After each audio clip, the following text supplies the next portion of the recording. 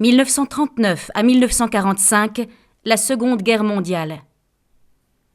Que faire lorsque l'injustice et la violence prennent des proportions telles que toutes les interventions ne représentent qu'une goutte d'eau dans l'océan? Ou pire encore, lorsque l'aide apportée risque de nourrir l'injustice.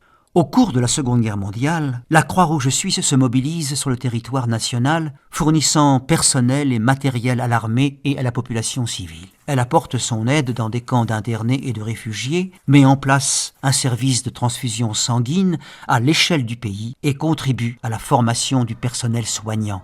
Et à l'étranger, où la guerre fait-elle rage? Dans le sud de la France, par exemple, la Croix-Rouge suisse établit toute une série de foyers et de colonies dans lesquels des enfants issus de groupes de populations persécutées, principalement des Juifs, sont hébergés et protégés. Dans des camps d'internement, des baraques suisses ont été mises en place pour dispenser les premiers soins. Dans plusieurs villes de France, la Croix-Rouge suisse distribue des vivres aux enfants sous-alimentés. Les autorités du sud du pays collaborent étroitement avec l'Allemagne nazie. Pour de nombreux juifs, les camps d'internement ne sont rien d'autre qu'une première étape avant les camps d'extermination allemands.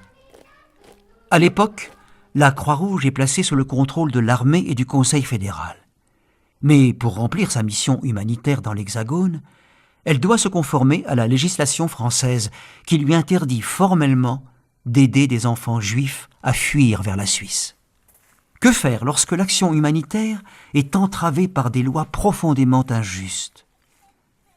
Bravant l'interdit, quelques employés font en sorte que des enfants juifs puissent traverser la frontière suisse en cachette. Ils sont réprimandés par la Croix-Rouge, voire licenciés pour certains. Tiraillés entre le devoir professionnel et la conscience morale, ils ont décidé de laisser parler leur cœur et par la même occasion, le principe fondamental d'humanité.